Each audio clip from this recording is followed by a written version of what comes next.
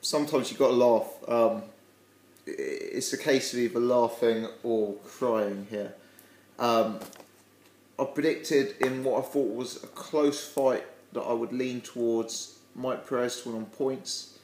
I became aware of the odds for the fight. I know I got 9-1 on Mike Perez to win on points. Yeah, I had a small bet on Perez at 9-1. I don't care about losing money. I bet very, very small on the fight. It wasn't about the money involved. It's the humiliation of picking a fight, a fighter to win in a certain way and just the complete opposite happening.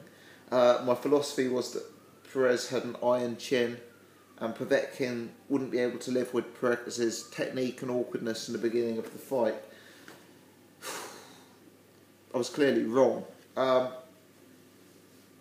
going to give full credit to Povetkin here. I'm not going to suddenly say that Perez doesn't have a good chin. Some of the bombs he took against Magomed Abdusalamov, some of the punches he took against Bryant Jennings, the guy clearly is not glass-jawed. He clearly has some punch resistance. And we know Povetkin's a big hitter, but I didn't think he was that big. Effectively, fight starts, the first minute is fairly non-eventful. Perez comes out, very classic Mike Perez, not much movement, fighting, leaning out of range, southpaw stance, pouring with the jab.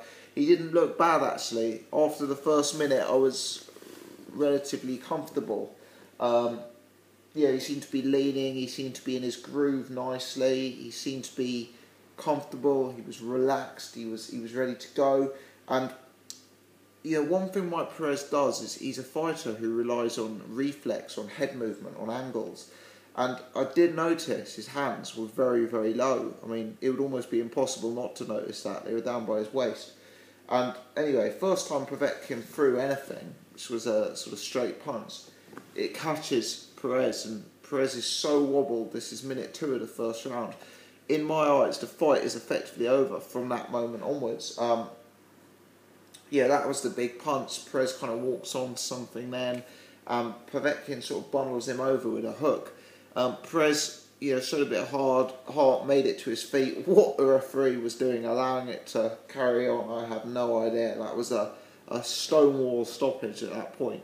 But anyway, it was allowed to go on, and Povetkin got the job done in 3 or 4 seconds. Clinical performance from Povetkin. He wasn't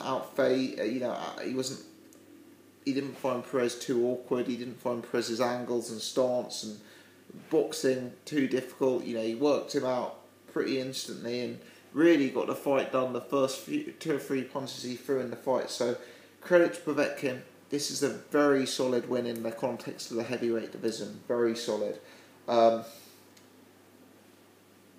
I'm the biggest Tyson Fury fan there is, but in my eyes, that performance was better than, beating Mike Perez like that is better than anything Tyson Fury's done in his career.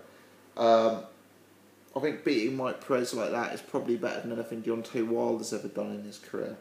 It's certainly better than anything Kubrat Pulev's ever done in his career. A really, really strong performance from Povetkin. He's now mandatory for the WBC belt. I hope and pray that the WBC enforce that mandatory. You know what's going to happen. You know Team Povetkin, Team Russia are going to win the purse bids. You know they're going to bid something silly and get Deontay Wilder over to Moscow. What a fight that would be. And based on that performance, based on that power, you'd have to say Povetkin starts the favourite against Wilder in my mind. But obviously what Wilder does bring to the table that Perez didn't is size and is range.